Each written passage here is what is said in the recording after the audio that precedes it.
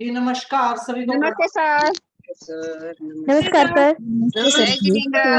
प्रणाम प्रणाम सर। प्रणाम सर। जय जिनेन्द्र। प्रणाम सर। नमस्ते सर।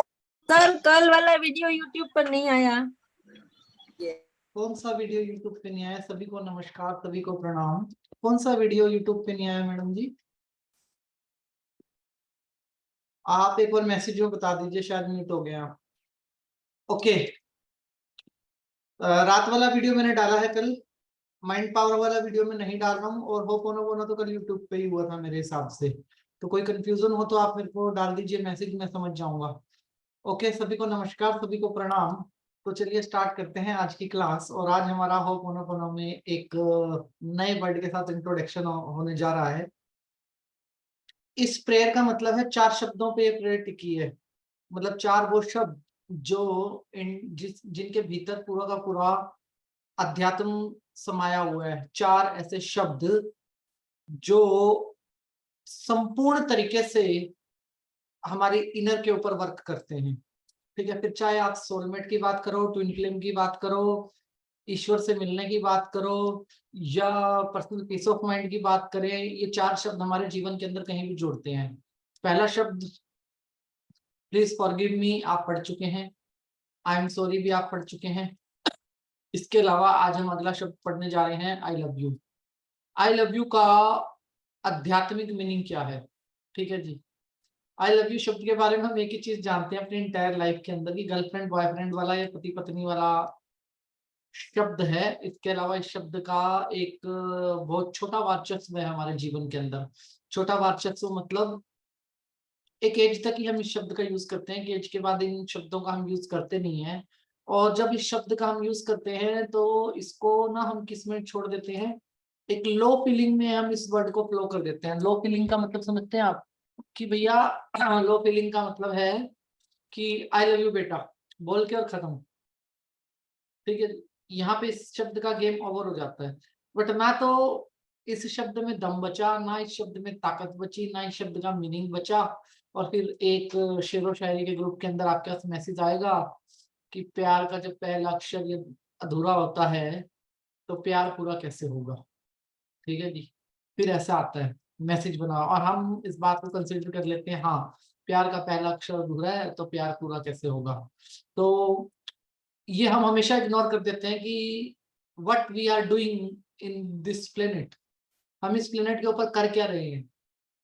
हमारा इस प्लेनेट पे होने का मतलब क्या है? संपूर्ण होना, कंप्लीशन। तो वो अधूरा इसीलिए मिला है जिसको हमें कंप्लीट करना है।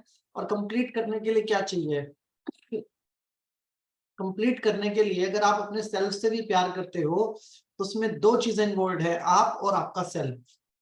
ठीक है जी, और आप किसी और से भी प्यार करते हो तो उसमें भी 2 चीजें इन्वॉल्व हैं, आप और कोई दूसरा। बट इस वर्ड का एट्रीब्यूट क्या कहता है ये समझना हमारे लिए बहुत जरूरी है। इस वर्ड के एट्रीब्यूट कहते हैं एक लैंग्वेज बड़े सिंपल मायने में जिसको हम बोलते हैं, दैट इज कि अगर आपने इस शब्द के भावार्थ को समझा और इस शब्द को जब आपने बोला तो ये शब्द आपकी रातों की नींद उड़ा सकता है। ये शब्द आपके चेहरे के ऊपर स्माइल लेके आ सकता है। ये शब्द आपको जीवन के किसी भी पड़ाव के ऊपर विचलित करने की शक्ति रखता है। हमें आई लव यू किसको बोलना चाहिए और क्यों बोलना चाहिए? ठीक है जी, एक चीज है हम एक स्ट्रक्चर बना रहे हैं। स्ट्रक्चर क्या है? Please forgive me. Forgive me मैंने अपनी गलती मानी, अपनी गलतियों को माना और फॉरगिवनेस प्रेयर को किया। उसके बाद मैंने एक स्ट्रक्चर बनाया, आई एम सॉरी। उसमें भी मैंने स्वयं को क्या नाम है, आई एम सॉरी में भी मैंने अपनी गलती को माना और माफ किया, माफी मांगी। कहीं मैं माफ कर रहा हूँ, कहीं मैं माफी मांग रहा हूँ। एक स्ट्रक्चर बना रहा हूँ। क्या कर रहा हूँ? मैं अपनी इनर को क्लीन कर रहा हूँ। इनर को क्लीन करने का मतलब you are free and I am free. मतलब आप भी आजाद हो मेरे साथ दोस्ती और दुश्मनी से, और मैं भी आजाद हूँ आपकी दोस्ती और दुश्मनी से। यही होता है ना, इसके अलावा कुछ तो नहीं है। अगर मान लो कोई व्यक्ति मुझे बुरा कहता है और मैंने उसको सॉरी बोल दिया और मैंने उसको माफ भी कर दिया, तो उसके बाद मेरा उससे तो कुछ नहीं बचा। अब वो कोई विचार अपने पास रखता है तो रखे, मेरे पास शील्ड के तौर पे क्या है, सॉरी है, मेरे पास शील्ड के तौर पे फॉरगिवनेस है। बट यहाँ पे आई लव यू क्या है, आई लव यू क्या होता है, इस रिश्ते को कंप्लीशन देने का एक ऐसा शब्द जो इस रिश्ते को कंप्लीट कर सकता है। जो भी आपका उस व्यक्ति से कर्म की जर्नी में हम चले जा रहे हैं, बुरे का क्या मतलब है, हमारे लिए झगड़े का कारण कौन व्यक्ति हैं जो हमारे लिए बुरे हैं, हमारे लिए वो व्यक्ति भी बुरे हैं जो हमारे अकॉर्डिंग नहीं चलते हैं, हमारे लिए वो व्यक्ति भी बुरे हैं जो हमें जानते नहीं, हमारे बारे में उल्टा सीधा सोचते हैं, हमारे लिए वो सब बुरे हैं जो हमारे बारे में बुरा बोलते हैं। I am right, everybody is critic, ठीक है जी। लेकिन एक ना हमारे जीवन का आध्यात्मिक स्तर होता है जिस स्तर में हम अपनी चेतना को जगाते हैं और उस चेतना के स्तर में हमारे लिए सब बराबर हो जाता है, ठीक है। वो चेतना का जो स्तर है ना वो आई लव यू शब्द से ही बनता है। अब भारत का प्रधानमंत्री ये तो नहीं कह सकता कि मैं सिर्फ उनका प्रधानमंत्री हूं जिन्होंने मुझे वोट दिया, और मैं उनका प्रधानमंत्री नहीं हूं जो मुझे गाली देते हैं, ये भी नहीं कह सकता होगा। भाई हिंदुस्तान में अगर जितने लोग तारीफ करते होंगे उसके आधे तो गाली भी देते होंगे हर रोज, ठीक है। लेकिन क्या वो इस बात को बोल सकता है? नहीं। वो उसके पद की गरिमा है, जिस लेवल पे वो बैठा है उस लेवल की गरिमा है कि उसको इतना सहन शक्ति उसके पास होनी चाहिए कि कोई काले झंडे दिखा रहा है, कोई गाली दे रहा है, कोई विरोध कर रहा है, कोई प्यार कर रहा है, उसको सब कुछ ग्रहण करना आना चाहिए। ऐसे आध्यात्मिक में हमारी चेतना का एक ऐसा स्तर होता है जहाँ पे हमें इस गरिमा को मेंटेन करना पड़ता है। और इस गरिमा का मतलब होता है कोई मेरे बारे में कुछ भी बोले, मुझे फर्क नहीं पड़ता, मेरे लिए सब एक समान है, मैं सबसे प्यार करता हूँ, सबके प्रति अपने प्रेम की भावना को प्रकट करना। और प्रेम कौन सा? प्रेम वो नहीं जो गर्लफ्रेंड बॉयफ्रेंड वाला होता है, प्रेम का मतलब होता है अनकंडीशनल लव। ऐसा नहीं है कि जीवन यहीं तक है और ऐसा भी नहीं है जीवन कल तक है। जीवन अनंत है हमारा, ठीक है, सिर्फ हमारी ऊर्जा की शेप बदलेंगी, जीवन अनंत है। और कभी हम प्राकृति होंगे, कभी प्राकृति से हम होंगे, ठीक है जी। तो दोनों ही चीजों में हमें संतुलन कैसे बनाना है, ये शब्द वो है जो मेरी आने वाली यात्रा को बहुत आसान बना देता है। अब आपने माफी मांग ली और आपने माफ कर दिया, ठीक है जी। यहां तक गेम इतनी है कि आपने किया जो कुछ किया, आपने सामने वाले ने एक्सेप्ट किया या नहीं किया, ऐसा ही है ना। सिर्फ आपने आई एम सॉरी बोला है और फॉरगिवनेस बोला है, आपने सामने वाले ने आपका ना आई एम सॉरी लिया ना आपका वो लिया, क्या नाम है, फॉरगिवनेस लिया। अब बताओ दुश्मनी खत्म हो गई क्या हमारी? हम फ्री हुए या वो फ्री हुआ? दोनों ही फ्री नहीं हुए। इस केस के अंदर क्या है, सिंपल सी कहानी, मैंने शुरुआत की है, मैं तुम्हें अपनाना चाहता हूं, अब मैं उस लेवल पे आ गया हूं जिस लेवल पे आप नहीं समझ सकते कि अपने दुश्मन से भी कैसे प्यार किया जा सकता है। राजनीति में एक बड़ा नाम रहा है अटल बिहारी वाजपेयी, ठीक है, और एक और नाम रहा है पंडित जवाहरलाल नेहरू, ठीक है जी। दोनों की संसद में जबरदस्त मतभेद और लड़ाई, ठीक है। लेकिन शाम को पंडित जवाहरलाल नेहरू अटल बिहारी वाजपेयी की पीठ थपथपाते हैं और कहते हैं कि भाषण बड़ा जबरदस्त देते हो, मजा आ गया। और अटल बिहारी वाजपेयी कहता है प्यार ही इतना करते हो कि आप खुल के बोलने देते हो इसलिए मैं बोल पाता हूँ। और अटल बिहारी वाजपेयी किस छवि के नेता थे? जिस छवि का नेता शरद पवार है कि आपको कहीं भी सांठगांठ बनानी है, किसी भी दल के साथ उनका रिश्ता खराब नहीं था। जितने भी राजनीतिक दल थे किसी एक दल के साथ भी उनका रिश्ता खराब नहीं था, जबकि पक्ष में भी बड़े लंबे टाइम तक रहे और विपक्ष में भी बड़े लंबे टाइम तक रहे। जब दोनों ही तरफ रह के आदमी ने इतनी बैलेंसिंग करी तो आपसे नफरत करने वाले आपसे प्यार करें, हम ये हमेशा चाहते हैं। जो मुझसे नफरत करता है वो मुझसे प्यार करे, वो मेरी तारीफ करे और उसके मुंह से अच्छे शब्द निकले। दुश्मनी का कारण तो खत्म हो गया, दुश्मनी भी तो किसी शब्द से ही स्टार्ट हुई होगी ना। दुश्मनी का कोई कारण तो रहा होगा, आपकी किसी से दुश्मनी हुई तो क्या कारण रहा? उसने गाली दी, उसने मेरी चुगली करी, उसने बुरा बोला, वो मुझे जानता नहीं था, उसने मेरे बारे में ऐसा कर दिया वैसा कर दिया। हमें उन छोटी छोटी बातों से लंबे लंबे फर्क पड़ने लग गए और हमारी दुश्मनी ऐसी हो गई कि हम एक दूसरे के आमने सामने हो गए या एक दूसरे की तरफ हमने पीठ कर ली और वहां पर रिश्ते हमारे खराब हो गए। ठीक है। मुझे अध्यात्म ने चुना। हम अध्यात्म को नहीं चुनते एक्चुअल में कभी भी।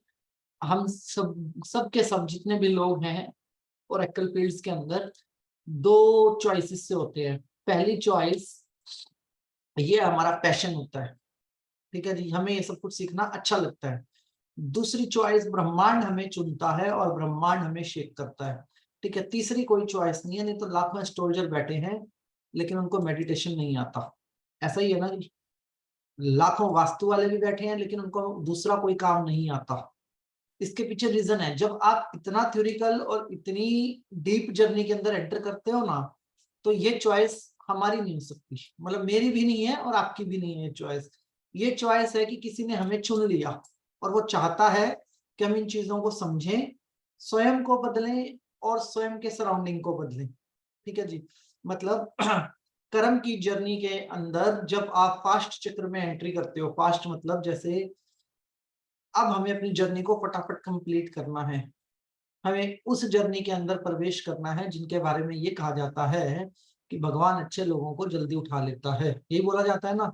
वो अच्छे की डेफिनेशन जो है वो तब बनती है जब आपकी कर्म की जर्नी बहुत फास्ट होती है। और कर्म की जर्नी तब फास्ट होती है जब कर्म को हम स्वयं कंट्रोल करने की शक्ति रखते हैं। एक तो है मैं कर्म कर रहा हूं और मुझे पता ही नहीं, मैं किसी को गाली दे रहा हूँ, मैं किसी पे गुस्सा कर रहा हूँ, मैं किसी से इधर उधर की बात कर रहा हूँ, मैं कर्म कर रहा हूँ, but I don't know about Karma. ठीक है जी, अपने आप सब कुछ हो रहा है, देख दुनिया यही कर रही है पूरी की पूरी। एक है कि मैं समझ गया, I know how to deal. ठीक है, अब मैंने जो हाउ टू डील समझा वो क्या है, वो हाउ टू डील है कि मेरे इस बंदे के साथ मेरे लेन देन बाकी हैं। लेन देन किस बात के बाकी हैं? क्योंकि इसके मन में मेरे प्रति बहुत भाव है, भाव ही कर्म है। जो हमारे भाव है ना वही हमारे कर्म है। तो इसके प्रति मेरे दिमाग में बहुत सारे भाव हैं और इन भावों को मुझे क्लोज करना है। उन भावों को क्लोज करने के लिए मैं क्या कर सकता हूं? एक दो तरीके के काम है, दोनों काम के अपने मजे हैं। घर बैठ के जोमेटो पे ऑर्डर किया और पिज्जा आ गया, और एक पिज्जा हट पे गए और गरम गरम पिज्जा खाया, दोनों का मजा अलग है। ठीक है ना, दोनों में सर्विस का काम है। एक में कोई व्यक्ति आ रहा है जो आपको, जिसको आप एक्स्ट्रा पेमेंट कर रहे हो और वो आपका पिज्जा लेके आ रहा है, पिज्जा फिर भी आपको मिल रहा है। एक वो जब हम किसी के भरोसे पे बैठ गए, एक वो जब मैंने स्वयं डिसीजन लिया। लेकिन ज्यादा पिज्जा खाने का मजा आपको कहाँ पे आएगा? जब आप स्वयं जाके वहां गरम गरम लेंगे। ठीक है जी, अब आप समझिए कि एक तो मैं इस इंतजार में हूं कि मेरा कर्म उससे क्लोज होगा, और एक मैं सामने जाके पार्ट सर्विस, हाँ जी सुबह 10 बजे ही खड़ा हो गया मैं जाके, हाँ जी बैंक के अंदर 10 बजे बैंक खुलता है तो मैं 10 बजे बैंक के अंदर खड़ा हूँ, मेरा काम जी। तो 10:15 10:30 11 बजे मैं फ्री हो गया, राइट। मैं इनिशिएट कर रहा हूँ अपने कर्म को, मैं अपनी जर्नी को इनिशिएट कर रहा हूँ, और मैं कोई लिपापोती नहीं कर रहा हूँ अपनी जर्नी के लिए। मैं बड़ी सिंपल सी बात कर रहा हूँ, आपके मन में मेरे प्रति जो भी भाव या विचार थे मैं उसके लिए क्षमा चाहता हूँ, आपने क्षमा मांग ली। मुझसे कोई गलती हुई जाने अनजाने में, मैं क्षमा चाहता हूँ। और जाने अनजाने की गलती भी नहीं बोल रहे हैं आप, तो बोल रहे हैं जब से मेरे सोल की जर्नी स्टार्ट हुई तब से अब तक जाने अनजाने में मुझसे कोई गलती हुई तो, मतलब आप लंबा चैप्टर निपटा रहे हो उस व्यक्ति के साथ। पहले तो आपने उसके हाथ पैर काट दिए, हाथ पैर काट दिए मतलब अगर आप मुझसे माफी मांग ही लोगे तो मेरे पास बचा क्या आपके लिए? कुछ भी नहीं। मतलब आपने सरेंडर कर दिया और तो मैं तो शांत हो गया, बिल्कुल शांत हो गया। अब मैं आपका कुछ बिगाड़ नहीं सकता। ठीक है, अभी अगले ने माफी मांग ली तो खत्म। 80% कर्म को मैंने अपने कंट्रोल में ले लिया, 80% जाने अनजाने के कर्म भी आ गए तो शायद परसेंटेज मेरी और हाई होगी। लेकिन उसके बाद होता है कर्म की जर्नी को लेने के बाद कि मैंने आपको माइंड पावर की क्लास में एक बात बताई थी कि एक पापी भी जो है ना उसका भी अस्तित्व है, और एक जो सच्चा इंसान है उसका भी अस्तित्व है। एक आस्तिक का भी अस्तित्व है और एक नास्तिक का भी अस्तित्व है, मांस खाने वाले का भी अस्तित्व है, शराब पीने वाले का भी अस्तित्व है, और ये सब ना करने वाले का भी अस्तित्व है। मतलब ईश्वर के लिए सब एक है, ऐसा ही होता है। ईश्वर के लिए सब एक है। ऐसा तो नहीं है जिसने शराब पी आज उसको रोटी नहीं मिलेगी, भगवान उसका भी इंतजाम करेगा और हमारा भी करेगा, ऐसा हमारा मानना है ना। कोई जीव जंतु है, कोई पशु पक्षी है, एक हिंसक मान लो डॉग है, उसने गली के 4 बच्चों को काट लिया, पाप कर दिया ना उसने, लेकिन इसका मतलब तो ये तो नहीं कि वो ईश्वर का बच्चा नहीं है। बाइबल जब आप पढ़ते हैं तो बाइबल में आपको ये बात समझ में आएगी कि हम सब ईश्वर के बच्चे हैं। ईश्वर का मतलब हम सब एक संतान हैं, एक शक्ति से जुड़े हुए हैं, और उस शक्ति के विध्वंस रूप भी हैं और उस शक्ति के बड़े पीस वाले रूप भी हैं। मतलब वो शक्ति शेर की तरह भी है कि कोई सामने आएगा तो उसको खा जाएंगे, ठीक है, भालू की तरह भी है, और वो शक्ति बहुत शांत भी है। पृथ्वी पे मीठा पानी देने वाली नदियां भी हैं और ज्वालामुखी भी हैं, मान रहे। समुंदर जिससे जीवन है, वो समुंदर विध्वंस भी करता है हमारे जीवन के अंदर, लेकिन सब कुछ किसी एक चीज से जुड़ा हुआ है, किसी एक अनजान शक्ति से जुड़ा हुआ है, और उस शक्ति ने किसी प्रकार का भेदभाव मन मुटाव हम लोगों के साथ नहीं रखा हुआ। उसके लिए कुछ भी गलत और सही नहीं है, सब हमारे बनाए हुए नियम है, ठीक है जी। अगर मैं आपसे पूछूं सच क्या और झूठ क्या, एक चोर जो चोरी करने गया, वो कहता है जी मेरा प्रोफेशन है, मैं ईमानदारी से करता हूँ चोरी, ठीक है जी, मैं उतना ही उठाता हूँ जितनी मेरे को जरूरत पड़ती है अपने परिवार को पालने के लिए। अब वो झूठा है या तो चोर है या नहीं है, पहले आप ये सोचो। हर किसी के अपने तर्क और वितर्क हैं जीवन के अंदर, बट सबको अपना लेना, सबको बराबर का प्यार करना, बिना भेदभाव के, बिना जात पात धर्म कास्टिज्म गोरा काला किसी भी चीज से अलग होके सबके साथ एक हो जाने का मतलब है आई लव यू, ठीक है। और वो आई लव यू अनकंडीशनल हो सकता है, कंडीशनल वाला नहीं हो सकता। वो आई लव यू में कहीं भी आप कंडीशन को नहीं डाल सकते। आप नहीं कह सकते कि कंडीशनल लव कभी भी किसी के साथ कर सकते हैं। ये जो आजकल शादी ब्याह सिस्टम बनते हैं ना, ये कोई सोलमेट ट्विन फ्लेम या मतलब आई लव यू के रिश्ते नहीं है, ये सब कंडीशनल है। वो मेरे घर की बहू बनेगी, मैं उनके घर का दामाद बनूंगा, ये कंडीशनल है। हम समाज का रीति रिवाज निभा रहे हैं, मुझे उसको सारी जिंदगी 7 फेरे देने हैं, मैं ये करूंगा, वो ये करेगी। हम कोई कंडीशन को निभा रहे हैं, that is not true love.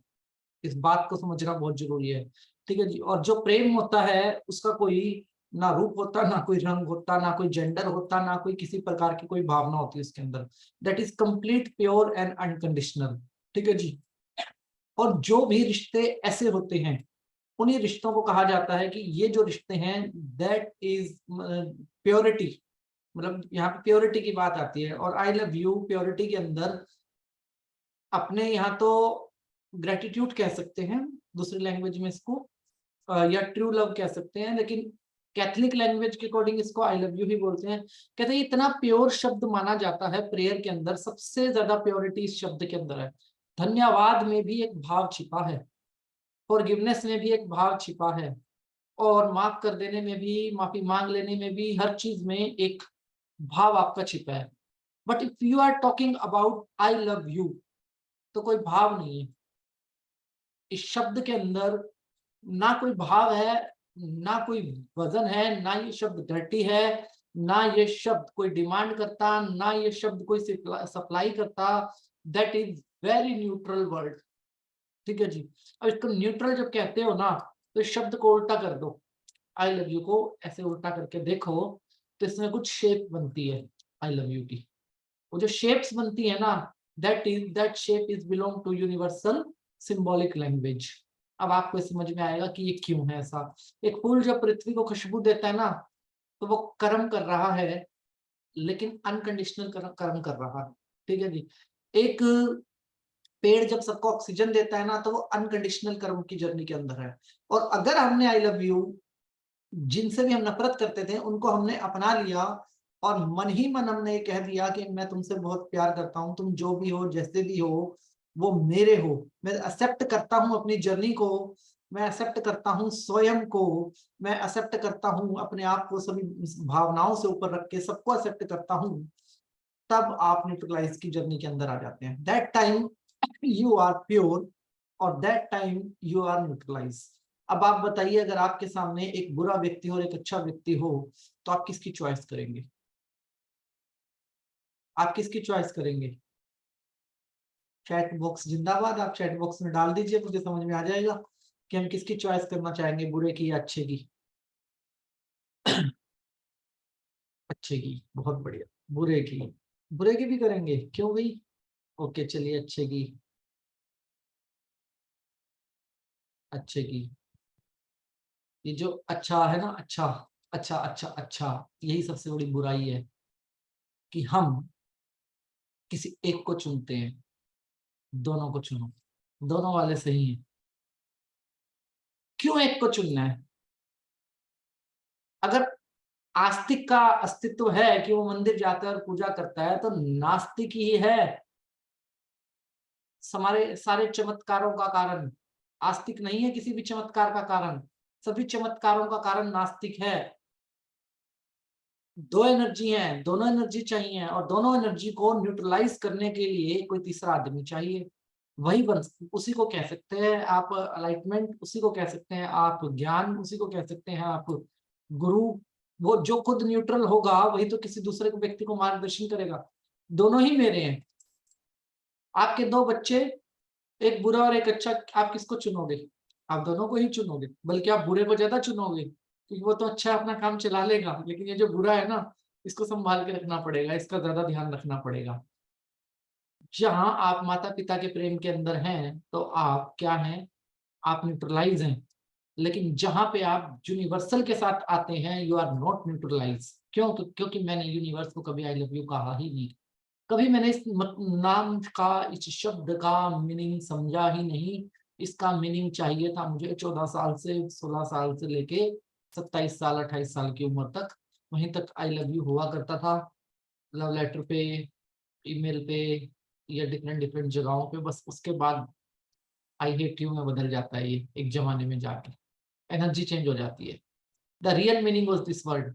क्या आप अनकंडीशनल हो सकते हैं? ईश्वर की खोज तो सबको है, लेकिन ईश्वर किसी ऐसे आदमी से तो मिलेगा जो उसके जैसा सोचता होगा, जो उसके जैसा होगा। मैं भी तो ऐसे आदमी के साथ ही बैठना चाहूंगा।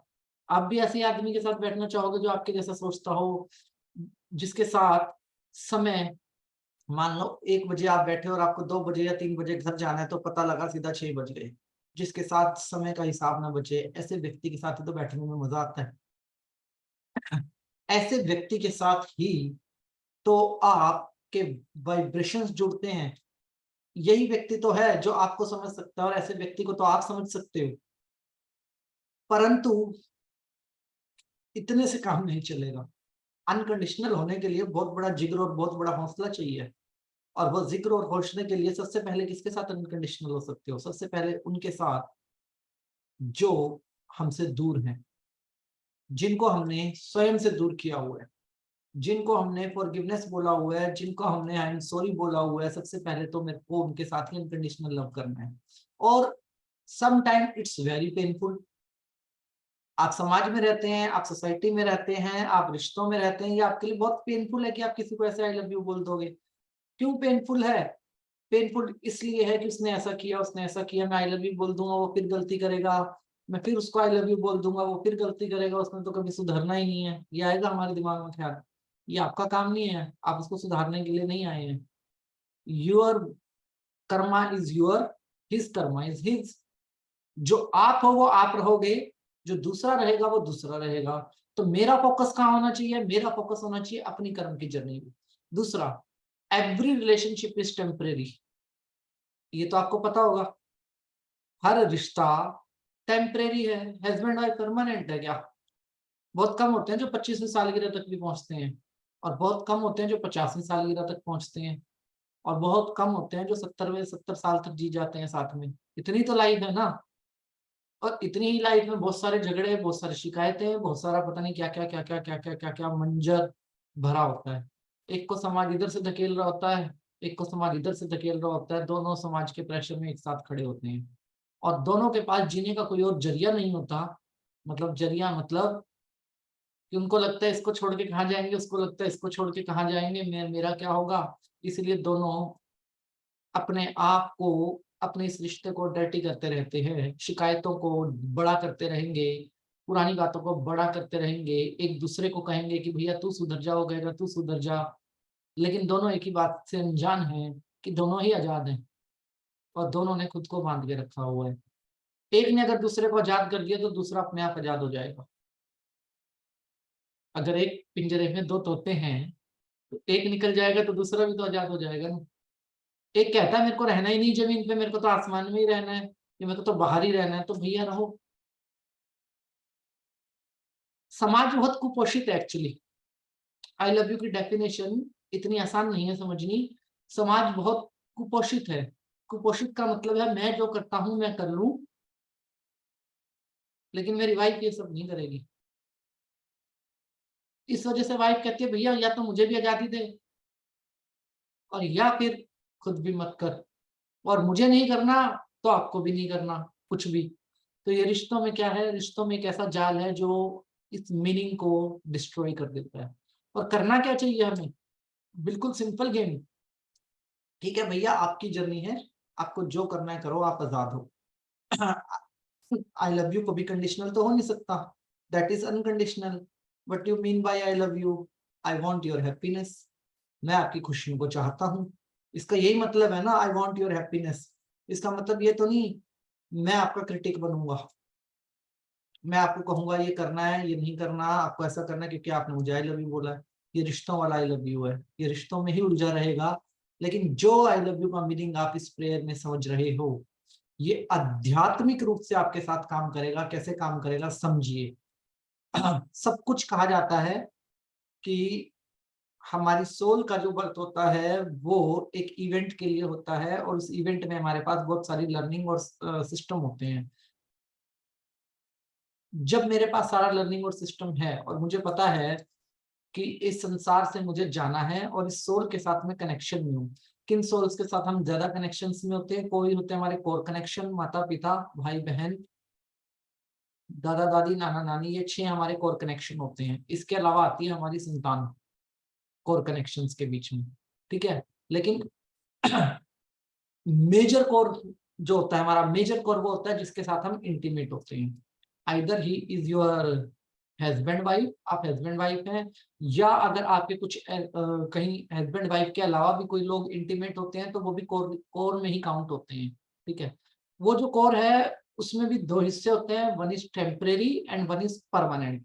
कुछ लोग आपके साथ इंटीमेट वाले रिश्ते के अंदर होंगे लेकिन टेम्परेरी होंगे, वो कोर ओवर हो चुका। और कुछ लोग परमानेंट वाली जर्नी के अंदर होंगे, वो कोर अभी आपका चालू है। अब इस कोर को कंप्लीट करने के लिए ही आप अपनी आध्यात्मिक शक्ति का सर्वोच्च यूज इस शब्द के द्वारा कर सकते हो।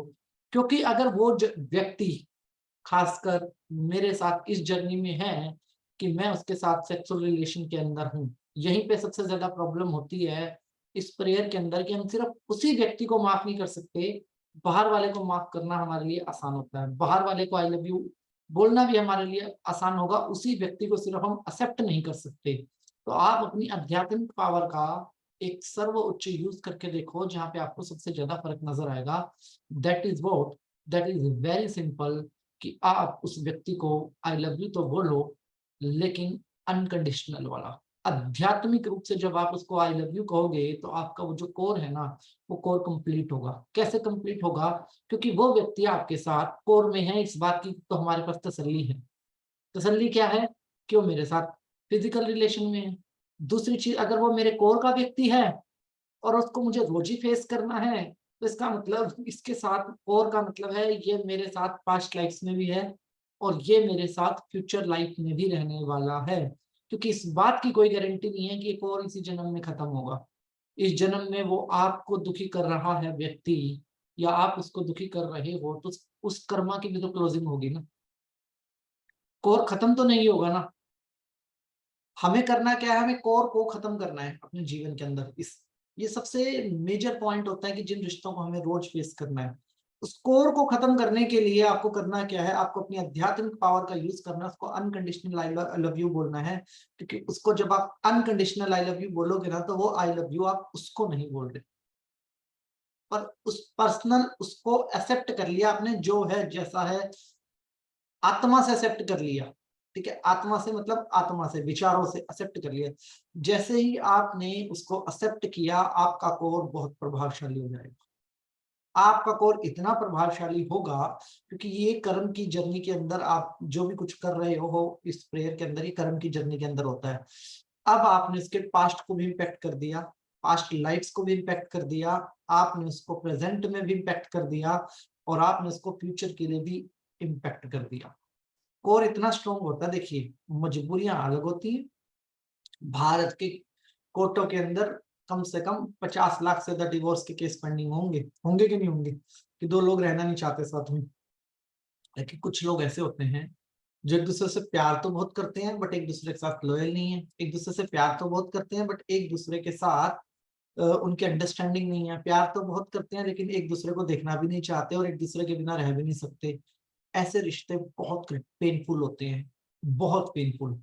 ऐसे रिश्तों के अंदर ये प्रेयर को वरदान माना जाता है, कि ये प्रेयर जब आप करते हो, जो ये आई लव यू बोलने का तरीका है ना, ये जो आई लव यू बोलने का तरीका है, ये बहुत डिफरेंट है। ये तरीका जब काम, इस तरीके से आप उस व्यक्ति को कोर पे अटैक करोगे ना, तो व्यक्ति अंदर से हिल जाएगा। अब इसका इम्पैक्ट पता है क्या है?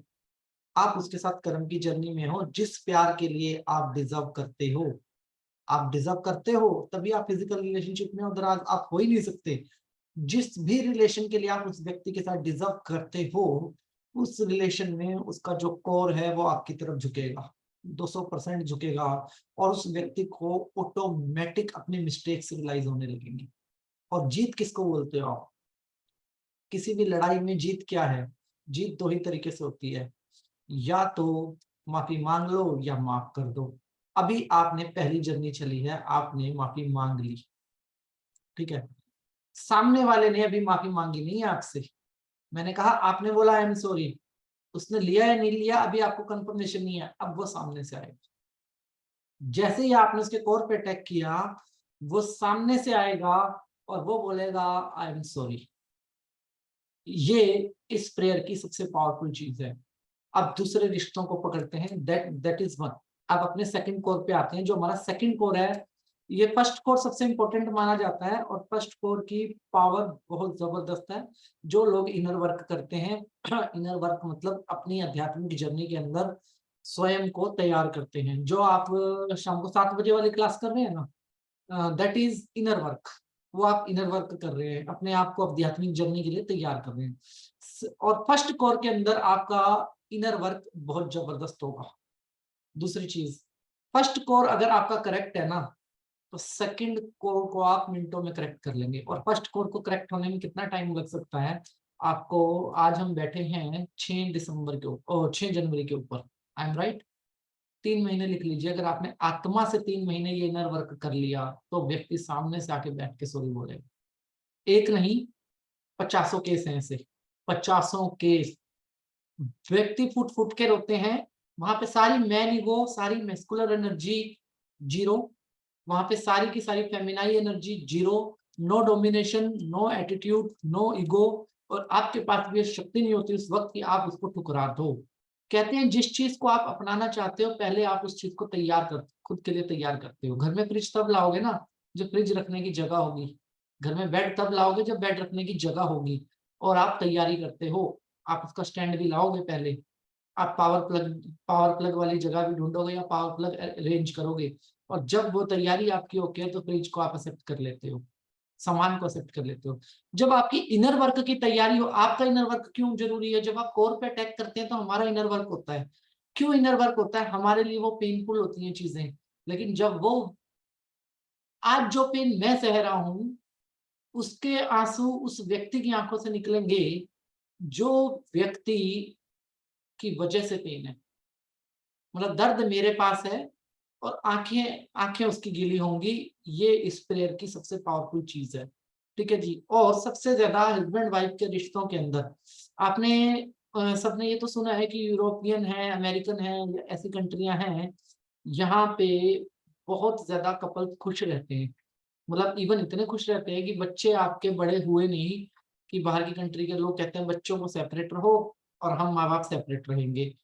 ठीक है जी, उनको साथ में टाइम स्पेंड करना होता है तो अपने बच्चों को खुद ही कहते हैं जाओ नाइट आउट घूमाओ कहीं पे, हम हस्बैंड वाइफ साथ में टाइम स्पेंड करेंगे। ये सारा जापान, यूरोप, एशिया को छोड़ के सब जगह होता है ये।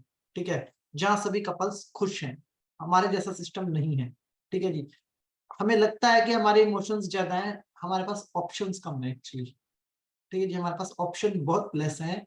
हम बहुत बड़ी जनसंख्या के बीच में रहते हैं बहुत बड़ी जनसंख्या में, वो भी एक ही शादी करते हैं जी, वो भी जीवन भर का साथ निभाते हैं।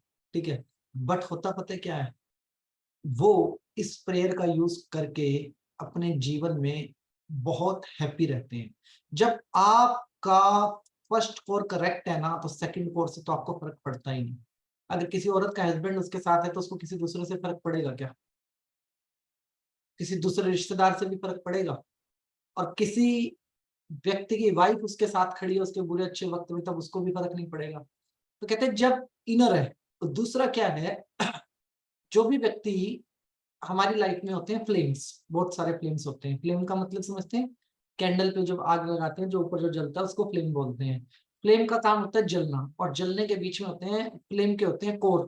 कोर देखे होंगे आपने फ्लेम के, आग के अंदर कोर बने होते हैं। जब आप कैंडल को जला के देखोगे तो उसमें कोर है, मतलब कई घेरे होते हैं उसके अंदर। सबसे स्ट्रॉन्ग कोर कौन सा है? जब आप मोमबत्ती को फूंक मार के बुझा दोगे ना तब भी अंगारा रहेगा, लास्ट कोर सबसे स्ट्रॉन्ग होता है।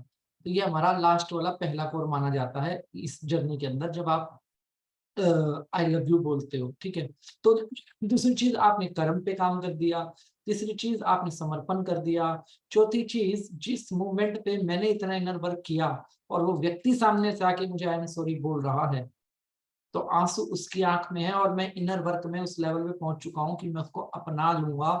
लेकिन कैसे? बिना किसी रिवेंज के, बिना किसी पुरानी बात के, बिना किसी ईगो के, अनकंडीशनल अपना लूंगा। अब दो दो बातें हैं।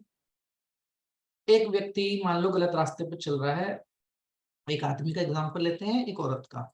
एक आदमी गलत रास्ते पे चल रहा है और उसने अपनी वाइफ से आके माफी मांगी, तो उसकी वाइफ उसको माफ कर देगी।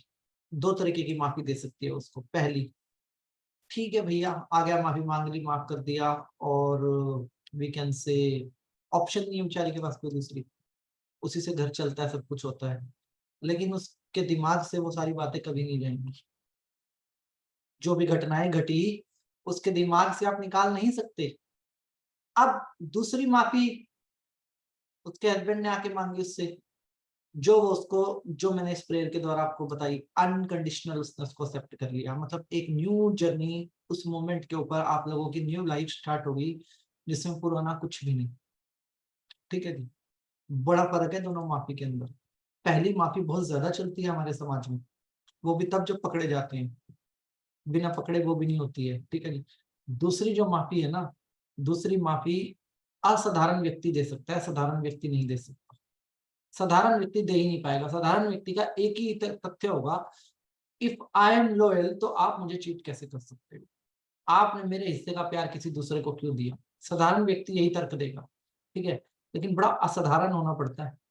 अब आपके अंदर जिसने जहर पिया वही तो शिव है ना, और शिव बनने के लिए तब तो ना कोई देवता बोले ना कोई राक्षस बोले जी आप जहर मत पियो, सब चुपचाप खड़े रहे और उन्होंने जहर पी लिया। ठीक है जी, उन्होंने जहर पिया तो उनको सर्वश्रेष्ठ स्थान मिला। जो इस जहर को धारण करता है वही अमृत बांट सकता है, दूसरा कोई नहीं बांट सकता। ये असाधारण होना आसान नहीं है। ये असाधारण शक्ति अपने अंदर पैदा करने के लिए आपको बहुत सहनशीलता और बहुत विशाल हृदय चाहिए। ठीक है जी, और बहुत सहनशीलता, बहुत विशाल हृदय के साथ साथ एक चीज और इस रिश्ते में बहुत खतरनाक होती है, दैट इज कॉल्ड डेटा। बहुत एक्सचेंज होता है दोनों व्यक्तियों के बीच में, सोल के लेवल पे, डीएनए के लेवल पे डेटा बहुत एक्सचेंज हुआ होता है। मतलब अनलिमिटेड टेराबाइट्स डेटा एक्सचेंज हुआ होता है। तो किसी एक आदमी के लिए दूसरे को इस प्रकार से अनकंडीशनल होकर माफ करना बहुत मुश्किल होता है। इसीलिए कहते हैं कि इनर वर्क रिक्वायर्ड है। इस शब्द को बोलने से पहले ना हाई लेवल का इनर वर्क रिक्वायर्ड है। ये जो फ्लेम है ना, ये फ्लेम, इस फ्लेम की जो बाहरी कोर है, इंटरनल कोर को तोड़ के बाहरी कोर पे जो फ्लेम से बाहर निकल जाता है और जो कि अदृश्य होता है, अपने आप को उसमें कन्वर्ट करना ही इस जर्नी को बोला जाता है। इस शब्द का मतलब, बेहतरीन मतलब यही है। तो अब हम आध्यात्मिक हैं लेकिन हम डिस्टर्ब हैं इन चीजों से, ठीक है। लेकिन अब आप असाधारण हैं, साधारण व्यक्ति नहीं है, और वो व्यक्ति, उसकी जो भी ऊर्जा है, मेल है फीमेल है, वो आपके सामने बैठा है। दर्द आपका है लेकिन आंसू उससे निकल आंसू उसकी आंख से निकल रहे हैं, तो that moment you will be complete. हिसाब बराबर। उस मोमेंट पे अगर आंसू सामने वाले की आंख से आ रहा है और आपकी आंख से नहीं आ रहा, तो उसका मतलब अब आप असाधारण हो चुके हो, और वो व्यक्ति अब आ चुका है आपके सामने घुटनों के ऊपर। आपको भी उसको माफ करना पड़ेगा, आपके पास भी कोई ऑप्शन नहीं है, लेकिन आप माफी दोगे बहुत अनकंडीशनल। फिर जो आई लव यू होगा वो आत्मा से होगा। अब एक लड़की कुंवारी है, एक लड़का कुंवारा है। एक आइडिया लेते हैं। दोनों की शादी की बात चल रही है, दोनों ने शादी से करने से पहले दोनों एक दूसरे से बात करी, बोले जी मेरा पहले 2 लड़कों से अफेयर था। लड़का बोलता है हाँ मेरा भी 4 से था जी। ठीक है जी, अच्छा अब हम शादी करेंगे, एक दूसरे के साथ लॉयल रहेंगे। वो कहते हैं ठीक है। अभी तक ना वो मिले नहीं थे, कोई फर्क नहीं पड़ेगा दोनों को एक दूसरे के पास से, ठीक है। अभी उनके बीच में कोई कमिटमेंट नहीं थी, कोई रिश्ता नहीं था, कोई इमोशन नहीं था, तो कोई फर्क नहीं पड़ेगा एक दूसरे के पास से। यहाँ फर्क पड़ जाता है जहां पे आप कोर रिलेशनशिप के अंदर आ जाते हैं। कोर का मतलब कोर, एक तो समाज ने दिया हमें कोर रिलेशन, समाज को साइड पे भी रख दें तो हमारा खुद का कोर भी इस रिश्ते के अंदर हमारे साथ जुड़ गया। तो one is this. Second layer में हमारे आते हैं नियरेस्ट डियरेस्ट लोग, जैसे कि हमारे रिश्तेदार हो गए, हमारे बिजनेस पार्टनर हो गए, ऐसे लोग हो गए जिनके साथ हमें काम पड़ता है, आसपास के दुकानदार हो गए, पड़ोसी हो गए, इन लोगों के साथ हमारे को काम पड़ता है। अब क्या है, माफी मांग ली और माफ कर दिया, गेम ओवर, ठीक है। बट आप में और उसमें क्या फर्क हुआ? आपके भाव ही काम करे हैं, सिर्फ सिर्फ आपके भावों ने ही काम किया है कि आपने अपना पीछा छुड़वाने के लिए माफी मांग भी ली और माफ भी कर दिया, राइट। अभी आप अनकंप्लीट हैं यहाँ पे। जब तक आपने उनके साथ अनकंडीशनल रिश्ता नहीं साधा, तब तक आप अनकंप्लीट हैं। फायदा क्या हुआ सॉरी बोल के, माफी मांग के? आपको फायदा तो आप कुछ नहीं ले पाए। बात तो आप पहले भी नहीं कर रहे थे, बात तो आप अब भी नहीं कर रहे, यही है ना। और फायदा आप कहाँ ढूंढ रहे हो? आउटर में, सिर्फ पीस ऑफ माइंड के लिए। लेकिन वो पीस ऑफ माइंड टेम्परेरी होगा जब तक हमने उस रिश्ते को अनकंडीशनल एक्सेप्ट नहीं किया। अपनाना पड़ेगा। अगर अपनाया नहीं तो समझो पाया नहीं। महाभारत में शिष्य ने ही गुरु को ठुकरा दिया, शिष्य ने ही गुरु को ठुकरा दिया। मतलब अर्जुन की जगह मैं होता तो मैं कभी धनुष बाण उठाता नहीं, चाहे कृष्ण भगवान कितना ही गीता उपदेश दे लेते। गुरु का स्थान गुरु का, ठीक है जी। लेकिन कृष्ण ने अपना लिया, भीष्म पितामह को भी अपना लिया और उसको भी अपना लिया, क्या नाम है, द्रोणाचार्य को भी अपना लिया, कर्ण को भी अपना लिया, और भाई ने भाई को मार दिया। मतलब कंप्लीशन नहीं था। इसलिए आपने देखा पांडवों की कोई पूजा नहीं करता, ना कोई कौरवों की पूजा करते, कृष्ण की सब पूजा करते हैं। आप इस डेप्थ में गए नहीं कि उसने किया क्या। बंदे ने जो अपनाना जानता है, अगर आपने इस रिश्ते को पुनर्जीवित किया एक डिफरेंट वाइब्रेशन के साथ, तो आपको उस डिफरेंट वाइब्रेशन के साथ जीना भी है। इस रिश्ते को, आपको इस रिश्ते को पुनर्जीवित करके पुनर्खराब होने के लिए नहीं छोड़ देना। डिफरेंट शुरुआत भी जरूरी है, और अगर वो डिफरेंट शुरुआत करने की शक्ति मेरे अंदर नहीं है तो मैं साधारण हूं, और मुझे असाधारण होने के लिए वो शक्ति लानी पड़ेगी। अब आप एक सवाल का जवाब दीजिए। कोई व्यक्ति आपसे बहुत ज्यादा नाराज है, आपने सॉरी कर लिया, फॉरगिवनेस कर लिया, उसको तो नहीं पता। हाँ, अगर आपने एक पौधा उसको भेज दिया और उस पर नीचे लिख दिया सॉरी, 50 रुपए का पौधा आता है, और सॉरी भेज दिया और फ्रॉम में आपका एड्रेस है, जब उसको मिलेगा पहल किसने करी? आपने करी, असाधारण सोच के साथ करी, जहां पे आपके पास खोने के लिए कुछ भी नहीं है। और अगर उसने आपका उपहार ठुकरा दिया तो आप क्या कहोगे? अभी उसको समझ नहीं आया कि मैं उसको क्या कहना चाहता हूँ, मैं उसके साथ चाहता क्या हूँ, यही बोलोगे। और अगर उसने अपना लिया तो वो आपको क्या बोलेगा? Thank you. वहां पे फिर क्या होगा? फिर पुराने पार्ट खुलेंगे, आपने ऐसे किया, आपने ऐसे किया, आपने कहोगे मैं माफी मांगती हूँ और मैं माफ कर चुकी हूँ, और वो क्या कहेगा? आई एम सॉरी। ये है इन 4 शब्दों की पावर, जो आपस में इस तरीके से मर्ज होंगे हमारी जर्नी के अंदर, कि जहां मैं गलत वहां मेरी तरफ से सॉरी, जहां सामने वाला गलत वहां उसकी तरफ से I for please forgive me. जहां मैंने कहा थैंक यू वहां वो कहेगा आई लव यू, जहां मैंने कहा आई लव यू वहां वो कहेगा थैंक यू। ये इस प्रेयर का मतलब आप ये समझिए, अभी तक आपने इस प्रेयर को समझा है पर्सनल पीस ऑफ माइंड के लिए, पर्सनल फायदे के लिए, लेकिन जब आप इसके यूनिवर्सल तरीकों को समझेंगे ना, मैं कहता हूँ इन सारे शब्दों को ना बार बार किताब पे लिखो, उल्टे सीधे लिखो, आई am sorry, I love you, thank you, ये वो, और उसको घुमा फिरा के देखना शुरू करो, तब आपको समझ में आएगा कि हमारे भीतर ही छुपा हुआ है सब सारे एट्रीब्यूट। ग्रेटिट्यूड शब्द का एट्रीब्यूट हो गया, थैंक यू शब्द का एट्रीब्यूट हो गया, फॉरगिवनेस शब्द का जो एट्रीब्यूट है, शब्दों के मतलब अल्फाबेट के जो एट्रीब्यूट हैं, शेप हैं, वो आपको ये बताते हैं इनर से ही है सारे के सारे, आउटर में है ही नहीं। बस मैंने डिकोड नहीं किया, मैंने अपने आप को डिकोड नहीं किया, मैंने साधारण और असाधारण वाली जर्नी के अंदर अपने आप को साधारण के बीच में रखा। और असाधारण होने की शक्ति बहुत बड़ी है, रिस्पॉन्सिबिलिटी बहुत बड़ी है। फिर वही रिश्ता मेरे साथ होगा, फिर उसी रिश्ते को एक नए जीवन ऊर्जा के साथ निभाना है, लेकिन इस बार मैंने उस रिश्ते को जीता है, मैंने इस रिश्ते को पुनर्जन्म दिया है आई लव यू बोल के, और ऐसा पुनर्जन्म दिया है कि जो अगर मैंने उसको पुनर्जन्म दिया है तो मेरा उस रिश्ते के प्रति जो भाव है वो वही भाव होगा जो एक माता का है और एक पिता का है। तो वो रिश्ता मेरे लिए हमेशा ही अनकंडीशनल हो जाएगा, हमेशा हमेशा के लिए अनकंडीशनल हो जाएगा। और इतनी शक्ति करने के लिए थोड़ा इनर वर्क रिक्वायर्ड है। अब वो मिस्टेक आप लोग मत करना जो कर देते हैं लोग एक्साइटमेंट में आके, कि फीमेल मेल को लिख दे I love you I am sorry, और मेल फीमेल को लिख दे नहीं, भाव प्रार्थना करने गलत मीनिंग भी निकाल लेते हैं। आप इनर जर्नी पे हो, सामने वाला है या नहीं उसका कोई पता नहीं है, ठीक है जी। तो आपको क्या करना है, आपको भावपूर्ण अपने भीतर से शुरुआत करनी है इन वाइब्रेशन की। अपने भीतर से जब आप इन वाइब्रेशन की शुरुआत करोगे ना, तो सामने वाले का कोर पे तो अटैक होगा ही होगा, 200% होगा। और जब मैं रिश्तों को जन्म जिस दिन मैं पैदा हुआ हजारों रिश्तों में बंध गया, कोई मेरा मामा, कोई मेरा चाचा, कोई मेरा ताऊ, कोई मेरा भतीजा, कोई कुछ रिश्तों में बंध गया। कहीं तो ऐसे देखे हैं मैंने 5-5 साल के होते हैं मामा बन के बैठे होते हैं, उनको पता ही नहीं होता मामा का मतलब क्या होता है।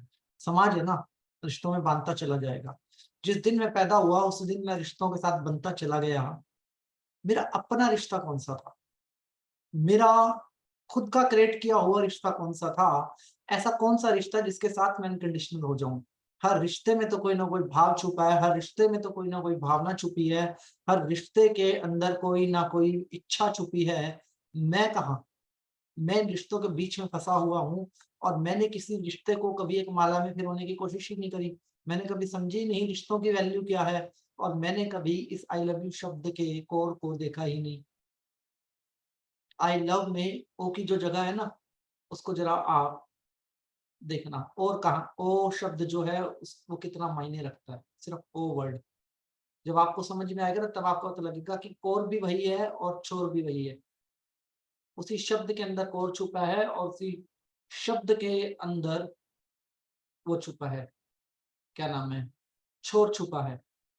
उसकी जो स्थान है ना ओ का, या तो वो सेंटर है या वो सेकंड लास्ट है, और सेकंड लास्ट में यू है, लास्ट में यू। और यू का मतलब क्या है, यू ओ मैं हूं तो यू वो है सामने वाला, अब वो मेरे लिए खड़ा है, पहले मैं उसके लिए खड़ा था। तो that is the power of this word. जब आप इनके एट्रीब्यूट में जाओगे ना शब्दों के, तब समझ में आएगा। और अंदर से माफ करने की जो शक्ति आएगी वो सिर्फ बोल देने मात्र से नहीं आती है, इनर वर्क करना पड़ता है। नहीं तो कोई किसी का बुरा नहीं चाहता। पूरी दुनिया में किसी भी आदमी के सामने माइक लेके खड़े हो जाओ, जी आप इसका बुरा चाहते हो, कहेगा नहीं जी मैं तो नहीं चाहता। आप उसका बुरा चाहते हो, मैं तो नहीं चाहता। लेकिन कोई किसी को माफ भी नहीं कर सकता, कोई किसी से माफी भी नहीं मांगना चाहता, कोई किसी के साथ आत्मा से जुड़ना भी नहीं चाहता। और ये सब करने के लिए आपको क्या चाहिए? एक शक्ति चाहिए, इनर शक्ति। सोचो उसमें कितना पेशेंस और शक्ति होगा जिसके प्लेनेट को हम यूज कर रहे हैं। सोचो उसमें कितनी शक्ति होगी जो समंदर में एक छोटे से छोटे जीव का भी ख्याल रखता है, एक हिंसक से हिंसक जीव को भी अपना मानता है, एक बुरे से बुरे व्यक्ति को भी अपना मानता है। उसके अंदर कितना पेशेंस होगा, वो कितना असाधारण होगा जो संपूर्ण ब्रह्मांड को चला रहा है। उसकी शक्तियों का अनुमान लगाना बहुत मुश्किल है। अगर उससे भी जुड़ना चाहते हैं तो उसके साथ भी हमारा जो कम्युनिकेशन है वो यही होना चाहिए, आई love you God, thank you for everything. यही होना चाहिए ना। बाइबल यही बोलते हैं ना, आई love you thank you for everything. और हमें भी यही बोलना चाहिए कि ईश्वर मैं आपसे बहुत प्यार करता हूँ, जो कुछ भी आपने मुझे जीवन में दिया उसके लिए आपका बहुत बहुत धन्यवाद। और जब अपने संजोए हुए रिश्ते मेरे होंगे तो मेरे अनकंडीशनल भाव को तो कोई छीन ही नहीं सकता। और अनकंडीशनल भाव को छीन कर कोई व्यक्ति कंडीशन नहीं लगा सकता, उसको भी अनकंडीशनल होना पड़ेगा, क्योंकि जो चीज मैं लूंगा उसको मुझे संभालनी पड़ेगी।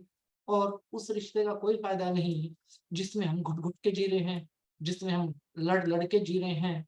मैंने माफ तो कर दिया लेकिन मेरी आंखें आज भी उसको देख के बड़ी हो जाती हैं गुस्से में। मैंने माफ तो कर दिया लेकिन मैं उससे बात नहीं करना चाहता। मैंने माफ तो कर दिया लेकिन मैं उसको एक्सेप्ट नहीं कर पा रहा। मैंने माफी तो मांग ली बट एक जीवन की एक नई शुरुआत नहीं हुई। जब तक आपने उस रिश्ते को दोबारा जन्म दे के जिया नहीं तो उस रिश्ते का क्या फायदा? इसका मतलब एक बच्चा पैदा किया, सड़क पे छोड़ दिया हमने, तेरा मालिक कौन है तू जाने और तेरी जिंदगी जाने। और एक है उस रिश्ते को मैंने रीबर्थ किया और उस रिश्ते को मैंने संभाला। जब मैं ये काम कर सकता हूँ तब मैं किसी भी रिश्ते को संभालने की शक्ति रखता हूँ। तब सारे रिश्ते मेरे द्वारा संजोए हुए हैं। उस वक्त आप कोर हो। कोर का मतलब है जो भी काम होगा वो आपसे पूछ के होगा, जो भी बात होगी वो आपसे पूछ के होगी। उस वक्त आपके परिवार में आपका कोई दर्जा नहीं है, कोई ओहदा नहीं है, आपकी कोई आयु नहीं है। उस वक्त आप एक समझदार व्यक्ति हो। आपकी डिसीजन मेकिंग पावर, आपके जो सोच समझ है उसकी कदर की जाएगी, आपके टैलेंट की कदर की जाएगी। तो ये जो सिस्टम हम बना रहे हैं ना अपने दिल और दिमाग के अंदर इस शब्द का, ये सिस्टम इतना पावरफुल कम्युनिकेशन है, ये एक ऐसा कम्युनिकेशन है कि स्वयं स्वयं वो ईश्वर भी हमें बोलेगा आई लव यू। पहली बार इंसान ने कोई अकल का काम किया है, पहले तो उलझता चला गया, उलझता चला गया, उलझता चला गया, अब कोई सुलझने वाला लोग इंसान बना है जो रिश्तों को भी संभालता है और जो प्रकृति को भी संभालता है। और प्रकृति को भी हमें आई लव यू ही बोलना चाहिए। प्रकृति भी हमारा परिवार है। Each and every tree is part of our family. Each and every plant part of our family. दुनिया का हर जीव जंतु हमारे परिवार का एक हिस्सा है, हमें ये मान के चलना चाहिए। तो सारा संसार किसका? तुम्हारा। और तुम किसके? सारे संसार के। ये कहावत तब लागू होगी जब हम सबको आई लव यू बोल सकते हैं और सबसे आई लव यू की उम्मीद कर सकते हैं। और आप बोलते रहिए ना आई लव यू। कोई आपसे आपका पीस तो नहीं छीन सकता ना, कोई आपसे आपका ये वाला एटीट्यूड तो नहीं छीन सकता ना, आप किसी को गाली तो नहीं दे रहे, आप कोई क्राइम तो नहीं कर रहे ना। अगर आपसे नफरत करने वाला व्यक्ति ये भी कह दे कि आप मुझसे डर गए, बोलो हाँ मैं डर गया, ये दोबारा फेस नहीं करना चाहता भाई साहब, डर गया मैं, मेरी तरफ से आई लव यू। अगर फॉरगिवनेस प्रेयर को कंप्लीट करना होता है तो the completion is this word. अगर आप इस शब्द को बोलने की शक्ति रखते हैं, अगर आप इस शब्द को जीने की शक्ति रखते हैं, और इस शब्द का मतलब है एक नया रास्ता बना देना जो कि जन्म जमांतर तक होगा। पहले एक दूसरे से हाथ छुड़वा के चल रहे थे, एक दूसरे की तरफ पीट करके बैठे थे, अब एक दूसरे को संभाल के चल रहे हैं, एक दूसरे का हाथ पकड़ के चल रहे हैं। तो ये वो जर्नी है। Every relation is important. इसके अलावा आते हैं हमारे सराउंडिंग रिश्ते, बाहरी रिश्ते, दूर दूर वाले, ठीक है, जिनसे हम बात नहीं करते, जिनसे हम हमारा कोई संबंध नहीं बचता, प्रॉपर्टी विवाद, दूर दूर के रिश्ते, उन रिश्तों को भी आप इसी प्रकार समझो। अब होली का जो त्योहार है, होली के त्योहार से एक दिन पहले कौन सा दिन होता है? होली मिलन का दिन होता है। होली से एक दिन पहले का जो वाइब्रेशन है वो क्या है? हमारे धर्म में उस दिन दुश्मनों को माफ किया जाता है, ऐसा बोला जाता है। बाहर के धर्मों में ऐसा नहीं बोला जाता। बाहर के धर्मों में उस दिन की अलग मान्यता है। उनका बड़ा सिंपल मानना है, उस दिन दुश्मन से बात नहीं करनी है, चाहे कुछ भी हो जाए, जाके सीधा गले लगा लेना, बात करनी ही नहीं है, जाके सीधा गले लगा लेना और तब तक नहीं छोड़ना जब तक वो तुम्हें बोले ना कि आई लव यू। और वो लोग ऐसे ही करते हैं, सेम प्रोसेस, कि जब तक वो आपको आई लव यू बोलेगा नहीं आप उसको छोड़ोगे ही नहीं। अब बताओ वो क्या कर लेगा? और कोई भाग नहीं सकता किसी से। बैलेंसिंग टेक्निक है एक लाइफ के अंदर, ये बहुत बड़ी। मैं रिवेंज कितने साल रखूंगा जिसके साथ मुझे हमेशा ही रहना है, जो मेरे साथ रिश्ते में ही है उसके साथ मैं नफरत का भाव कब तक रखूंगा? और अगर मैं उस रिश्ते को दोबारा जीऊंगा नहीं तो उस रिश्ते की वैल्यू क्या है? फिर मेरे आई लव यू की वैल्यू क्या है अगर मैं उस रिश्ते को उसके साथ दोबारा जीऊंगा नहीं?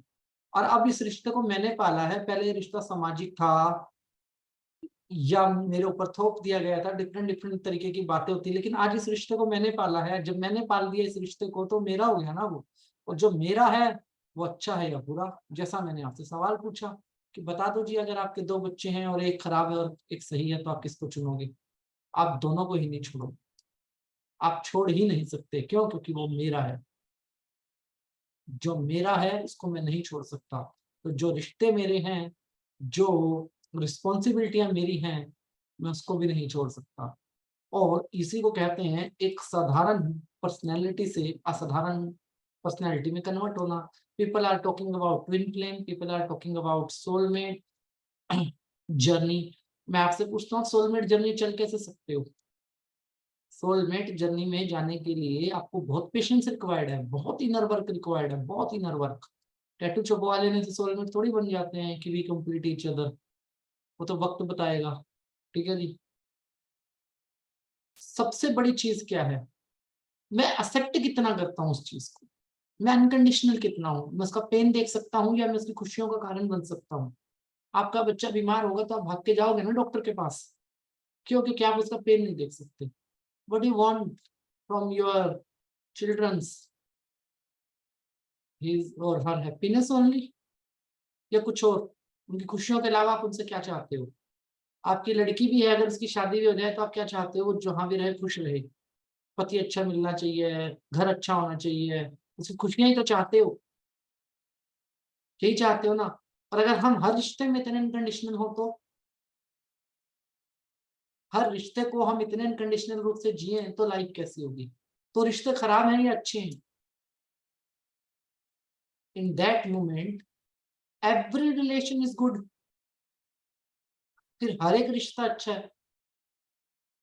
तलाशने और तराशने में बहुत फर्क है। हम तलाशते हैं क्या? गलतियां, कमियां और चीजें। और जो तराशता है वो मूर्तिकार बन जाता है, वो एक पत्थर से भी बहुत खूबसूरत मूर्ति को जन्म दे देता है। तो हमें तलाशना बंद करना है और तराशना शुरू करना है। तो अपने हर रिश्ते को आप इस तरीके से मेंटेन कर सकते हैं। The power of this word, I am sorry, please forgive me, I love you. ठीक है जी। लास्ट वर्ड तो सबसे ही खतरनाक है, that is called thank you. ठीक है, वो भाव भी बहुत बड़ा है, वो भी आत्मा का ही शब्द है। चारों शब्द में से एक शब्द ऐसा नहीं है जिसका एट्रीब्यूट स्पिरिचुअल नहीं है, जो सिंबॉलिक सिंबल का पार्ट नहीं है। किसी एक वर्ड के अंदर भी एरोगेंस नहीं है। और ये 4 शब्द, जो 4 हथियार हैं, ब्रह्मा जी के अगर 3 सिर हैं तो आपके पास 4 हाथ हैं, और इन 4 हाथों के अंदर ये चारों हथियार हैं आपके पास। और ये वो हैं जो समाज में समान भावना, धर्म में समान भावना, जात पात में समान भावना, और व्यक्तिगत रूप से हर चीज को अपना लेना, पा लेना, और अपने मानव जीवन को, स्पेशली मानव जीवन की जर्नी को बहुत आसान बना लेना। चॉइस हमारी होती है कि हम जर्नी को आसान बनाना चाहते हैं, मुश्किल। मुझे लगता है मकसद वाली जिंदगी बेकार होती है। जीवन जीने के लिए सबसे जरूरी चीज क्या है? अपने अस्तित्व को महसूस करना। और मेरा अस्तित्व मेरी यादों के बीच में छिपा हुआ है, मेरी मेमोरी के रूप में छिपा हुआ है। मेरी मेमोरी क्या है? मेरे पास गुड मेमोरी है तो मेरा अस्तित्व बहुत अच्छा है। मेरी बैड मेमोरी है तो मेरा अस्तित्व, मैं अपने अस्तित्व को ही नकारता हूँ। बीमारी होती है तो हम शरीर को ही नकार देते हैं कि हे भगवान, ये शरीर खराब हो गया, मुझे उठा ले उठा ले उठा ले, अस्तित्व को ही नकार देते हैं ना। वहीं पे अगर कोई व्यक्ति, डॉक्टर आता है चमत्कारी और बोलता है कि अभी ठीक कर देता हूँ, ये कोई बीमारी है, अभी ठीक कर देता हूँ, ठीक कर देता तो कहते हैं देखो मैं इस बीमारी से लड़के बाहर आ गया। अपने अस्तित्व की ही समझ नहीं है, और अपने अस्तित्व में इनर जर्नी पे काम करने के लिए बहुत शक्ति चाहिए, बहुत शक्ति चाहिए। इसी को कह सकते हैं आप आत्मज्ञान, इसी को कह सकते हैं आप आत्ममंथन, इसी को कह सकते हैं आप आत्मशक्ति। ये सब कुछ है हमारे लिए। That is a meditation also, that is a medicine also. आप इसको मेडिसिन की तरह लो तो भी ये काम करेगी प्रेयर, आप इसको मेडिटेशन की तरह लोगे तो भी ये प्रेयर हमारे साथ काम करेगी। तो सभी का बहुत बहुत धन्यवाद जी। आज के लिए इस क्लास में इतना ही, और उम्मीद करता हूँ कि आपको क्लास अच्छी लगी होगी। एंड वी नो कि 14 से 26 साल की उम्र के बाद भी आई लव यू के वर्ड का कोई महत्व होता है, और इस वर्ड को इस प्रकार से हमें जीना चाहिए। जब हम इस वर्ड को इस प्रकार से जिएंगे तब मजा आएगा। और ये शब्द जब आत्मा से निकलता है ना, सीधा दिमाग पे नहीं दिल पे वार करता है। जब आपने बोला आई लव यू, सामने वाले के मतलब सरेंडर होने के लिए मजबूर हो गया, छूट गया। आपकी जो कंट्री की छवि है ना, हमारी कंट्री की जो छवि है, भारत देश की छवि है, वो इसी शब्द के ऊपर है। 90,000 सैनिक पकड़े थे हमने पाकिस्तान के, 90,000 सैनिक छोड़ दिए थे। वो बात अलग है, लैंड तो कभी किसी की नहीं हुई। हमारा अकेले का विवाद नहीं है, पूरी दुनिया के अंदर सारे देशों के कुछ ना कुछ चल रहे हैं। जो सरहदें होंगी तो विवाद भी होंगे, लेकिन बड़ी शक्ति चाहिए। और उसी ने हमें शांति प्रिय देश की पहचान दी थी। इससे पहले कोई हमें शांति प्रिय देश नहीं कहता। इतने मुगलों के हमले हुए, इतनी मारकाट हुई हिंदुस्तान की धरती पे, महाभारत रामायण सब यहीं तो हुई। इसके बावजूद भी हमने शांति प्रिय का टैग जब लिया ना, वो इस डिसीजन के बाद लिया था कि जब हमने पाकिस्तान के 90,000 सैनिकों को छोड़ा था, उसके बाद बोला गया था कि भारत एक शांति प्रिय देश है, और वो टैग हमें हमेशा हमेशा के लिए मिल गया। That is the power of these word. ये शब्द ही हमें वो शक्ति देते हैं। तो सभी का बहुत बहुत धन्यवाद। अपना आशीर्वाद मेरे ऊपर बनाए रखें। ईश्वर आपको मान सम्मान, सुख समृद्धि, धन दौलत, ऐश्वर्य, अच्छी सेहत, मानसिक शांति और आध्यात्मिक उन्नति प्रदान करे, ऐसी हमारी ईश्वर से आपके लिए प्रार्थना है। सभी का बहुत बहुत धन्यवाद। और यह क्लास यूट्यूब पे लोड होगी, क्योंकि होपनोपनो का पूरा कोर्स हमें यूट्यूब पे डालना ही है, तो आपको कोई फिक्र वाली बात नहीं है। बहुत कम लोग अमीर बनना चाहते हैं जिन्होंने मेरे को मैसेज किया कमेंट बॉक्स के अंदर, बाकियों को क्या गरीब ही रहना है। जगाइए अपने आप को। जो भी प्रैक्टिसेस मैं आपको बोलता हूँ, उस प्रैक्टिसेस के पीछे कोई बड़ा कारण है। उन प्रैक्टिसेस के लिए खुद को प्रिपेयर कीजिए। और जो भी आपका अनुभव रहा होगा इस क्लास के अंदर, सबसे पहले तो मैं आपको ये कहना चाहूंगा कि अकेले मत चलो। ज्यादा से ज्यादा लोगों को वीडियो शेयर किया कीजिए, और अपने अनुभव जरूर शेयर किया कीजिए, क्योंकि आपका जो अनुभव है ना, वो किसी दूसरे के लिए मार्गदर्शन है। तो स्वयं की चेतना को जगाने के लिए आप अपना अनुभव जरूर डिस्कस किया कीजिए। सभी का बहुत बहुत धन्यवाद। प्रगति जैन मैडम जी बताइए। सर, आपने अभी जो चीज बोली, अगर ये चीज अपन बच्चों को बोलते हैं फॉरगिवनेस की या कुछ भी, तो वो तो इतना डेप्थ में चीजों को नहीं सोच सकते, तो क्या फिर भी उसकी वाइब्रेशन सामने वाले के ऊपर जाते हैं? या ये चीज बच्चों को कैसे समझाई जाए? सपोज बच्चे बहुत सी बार स्कूल की ऐसी कॉम्प्लिकेशंस ले आते हैं कि हमारे फ्रेंड्स ने ऐसा कर दिया, या हमारी फ्रेंड्स नाराज हो गई, समथिंग लाइक दैट हैपनिंग। वो इमोशनल हर्ट होता है उनके लेवल पे। जब उनको समझ गया मैं आपका क्वेश्चन। करना क्या है, बड़ी सिंपल सी एक कहानी करनी है मैडम जी। पहले तो बच्चे इतने डेप्थ में जाते नहीं है।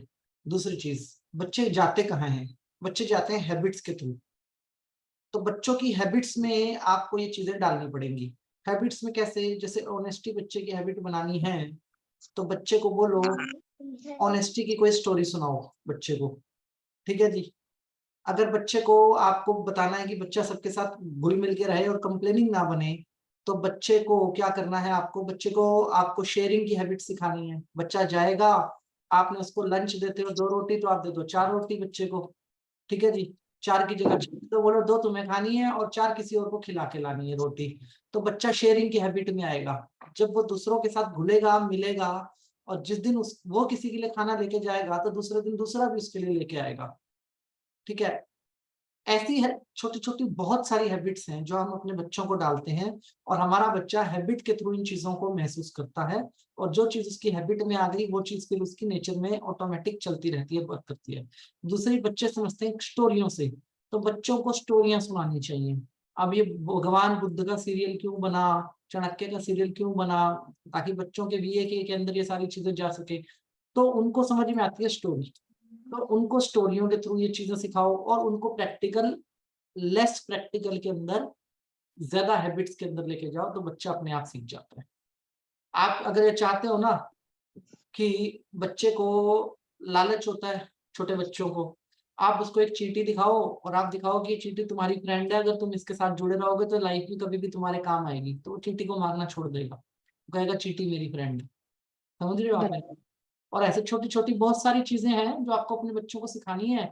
ये ट्री है, ये तुम्हारे फ्रेंड है और ये तुम अपनी कोई भी शिकायत इस ट्री को कर सकते हो और ये तुम्हारी बात जरूर सुनेंगे, समझेंगे, इससे हेलो करो, इससे बात करो, आप इसको बोलो पत्ता हिलाओ, तो बच्चा ये सारी एक्सरसाइज को धीरे धीरे सीखेगा। अगर जोड़ेंगे नहीं और सिर्फ ज्ञान देंगे बच्चे को, तो यूट्यूब बाबा और गूगल बाबा और मेरे जैसे बहुत सारे बाबा बैठे ही हैं बच्चों को एंटरटेन करने के लिए, वो वहां पे भाग जाएंगे सारे के सारे बच्चे। तो आपको बच्चों के लिए पहले पेरेंट्स को तैयार होना पड़ेगा, तब बच्चे तैयार होते हैं, और पेरेंट्स जब तैयार होंगे तो बच्चा अपने आप तैयार ही मिलेगा। नहीं, I mean to say that कि जो अपन ये सॉरी अपोलोजाइज करते हैं या फॉरगिवनेस का जो प्रेयर करते हैं, जैसे जैन धर्म में हम बोलते हैं हमें सवे जीवा खम्मन्तु में, एक पेरेंटिंग बच्चे सेशन उसको करते हैं, मीनिंग तो नहीं समझते। मैं आपको बताता हूँ, एक पेरेंटिंग सेशन Yes, करते sir. हैं और उसमें यही टॉपिक रखते हैं कि बच्चे को कौन कौन सी हैबिट दी जा सकती हैं, किस किस प्रकार से बच्चों को ट्रेंड किया जा सकता है। ठीक है, लेकिन ये सेशन पेरेंटिंग है तो पेरेंट्स Definitely. रहेंगे, बच्चे नहीं रहेंगे इसमें। ठीक है जी, बच्चों के ऊपर तो आप प्रैक्टिकल कीजिए और उन हैबिट्स का असर देखिए। जी सर।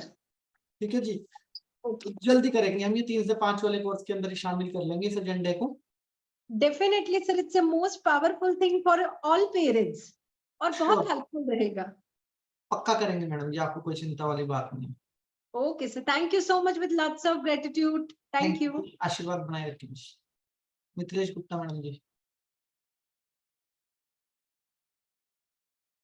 कृपया म्यूट कीजिए मैडम जी। जी सर जी, नमस्कार। नमस्कार जी। क्लास में अभी एक जादू हुआ, मैं आपसे बताना चाहती हूँ। मैंने 1 साल पहले यही टॉपिक पे आपसे एक सवाल पूछा था। अच्छा। आपने अभी कुछ दिन बोला था कि शेक करता है यूनिवर्स आपको जब जवाब देता है। उस चीज का जवाब मुझे अभी मिला, बट कैसे मिला कि आपका मैसेज, वो वाला जो मैसेज था, मैंने स्क्रीनशॉट लिया है अभी। तो सर 1 सेकंड रुकिएगा। आत्ममंथन का डे 182 था सर।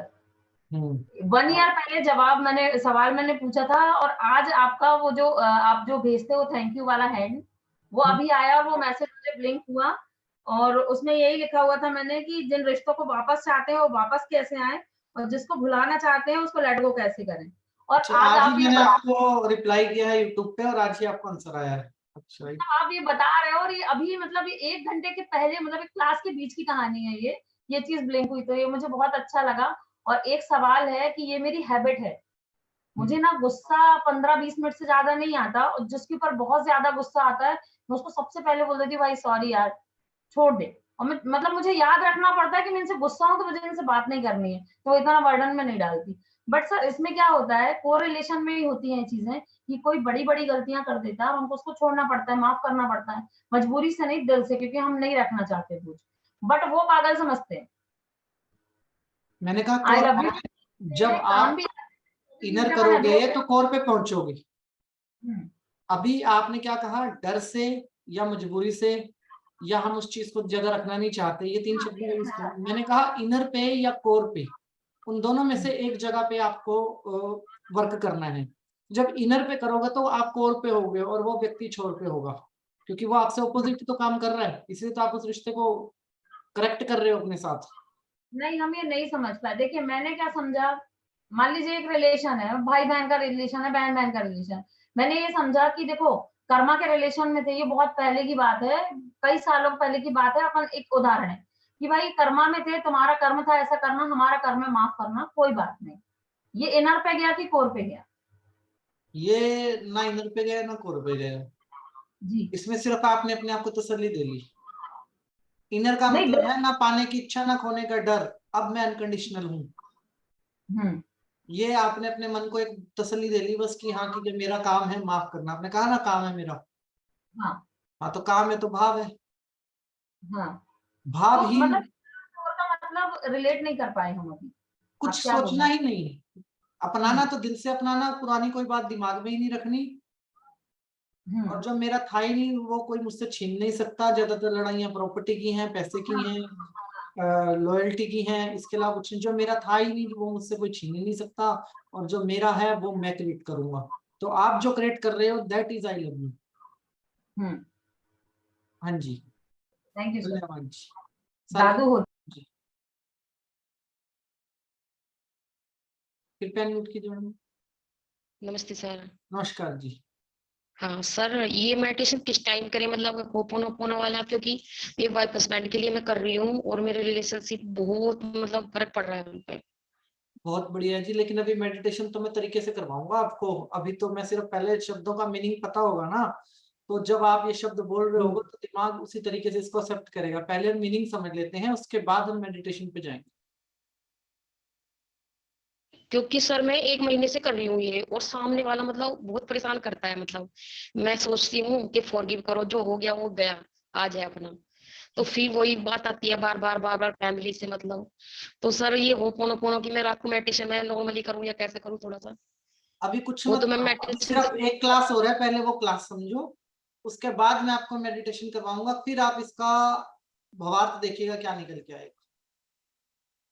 और सर रात की परमिशन अब तक चल रही है सर, नींद है में जी? भी, सुबह शाम। पैसों वाली परमिशन सर। बहुत बढ़िया जी, चलती रहनी चाहिए। मेरे लिए भी दिया करो, जी आपके लिए तो पहले है सर। कमेंट बॉक्स में डाला करो। मतलब मैं भी बोलता हूँ हे भगवान सबको दे, सबसे ज्यादा मुझको दे। ये तो सबसे पहले आप सर, ये वाली तो मतलब कल से तो स्टार्ट ही कर दिया कि पहले सबको, मतलब सबसे पहले मुझे दे, सबको दे, फिर मुझे दे सबसे पहले। फिर मुझे नहीं, ये तो मैं तो बहुत कहता अच्छी हूँ हे लगी। भगवान सबको दे, सबसे पहले मुझको दे। हाँ, हाँ जी यही वाली जी। ठीक है जी, और सर, आशीर्वाद बनाए रखिए। सर जैसे हम डेली का परमिशन करते हैं वो भी करनी है, और साथ में ये भी लेकर चलनी है जो आपने 21 डेज की बताई है। बहुत बढ़िया जी, करते रहिए। खोने के लिए कुछ भी नहीं है यहाँ पे हमारे पास। जी sir, thank you sir. Thank you जी, आशीर्वाद बनाए रखिए।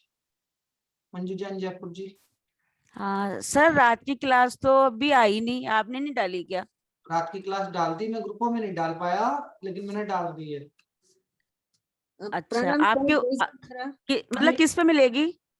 अभी मैं फ्लोट कर दूंगा, मैसेज मिल जाएगा, 5-10 मिनट में मिल जाएगी। ओके ओके ओके, ठीक है, ओके ओके। थैंक यू जी। प्रणाम सर, जय जिनेन्द्र। प्रणाम जी, जय जिनेन्द्र जी। सर मैं बोल रही थी, कल जो आपने ये वो टैपिंग वाली एक्सरसाइज कराई थी ना कौन सी एक्सरसाइज? क्लास में, वो अच्छा हाँ जी, वो एक, हाँ जी, हाँ जी, समझ गया समझ गया। हाँ वो वाली सर क्लास यूट्यूब पे नहीं है, मैं कल देखी थी। वो यूट्यूब पे नहीं आएगी मैडम जी।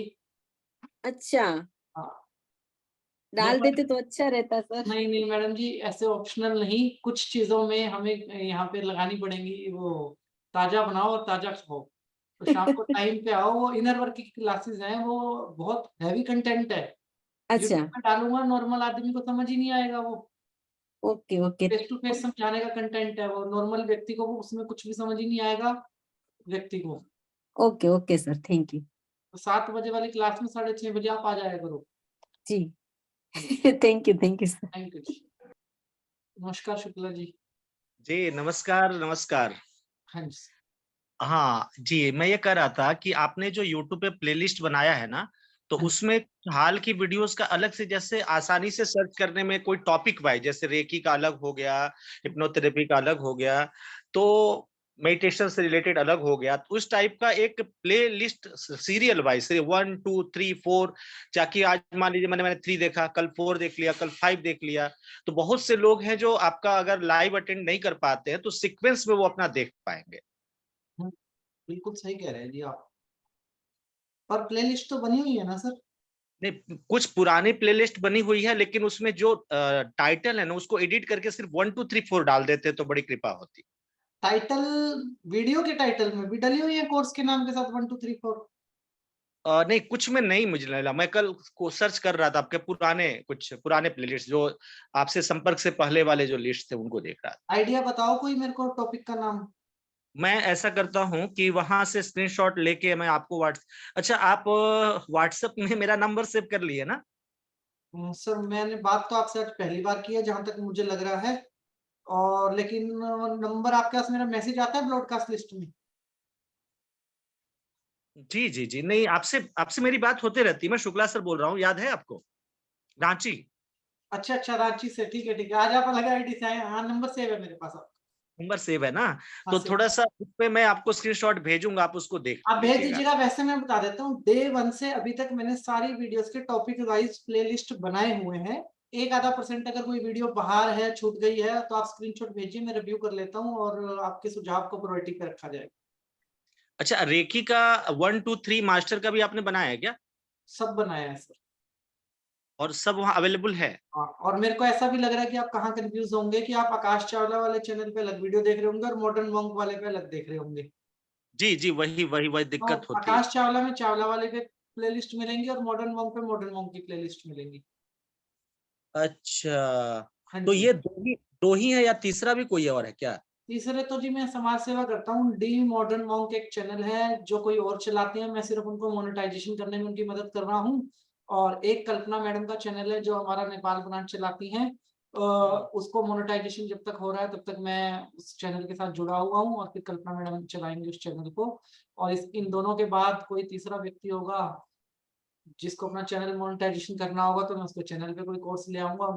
मतलब वो मदद के लिए चल रहे हैं, और ये तो मेरे चैनल है। आपने ऑनलाइन जितने कोर्स आज तक जो है आपने चलाए हैं वो सारे इन दो आपके अपने वाले जो आकाश चावला और मॉन्क नहीं आकाश सर, शर्मा? जो कल्पना मैडम के चैनल पे हो कल्पना मैडम को कर दिया, वो मेरे चैनल पे नहीं है।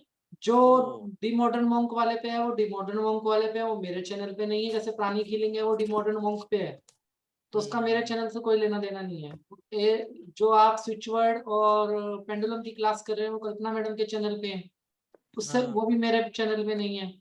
बाकी सारे मेरे चैनल के ऊपर है।